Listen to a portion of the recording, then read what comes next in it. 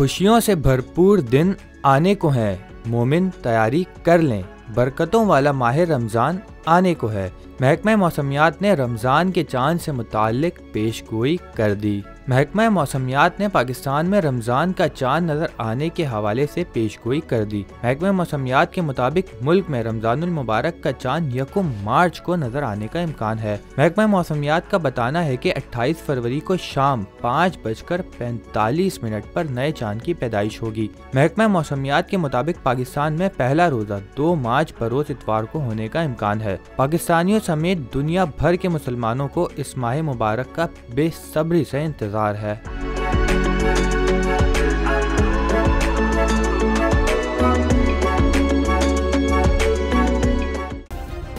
Subscribe करें और bell दबाएं ताकि कोई खबर रह न जाए।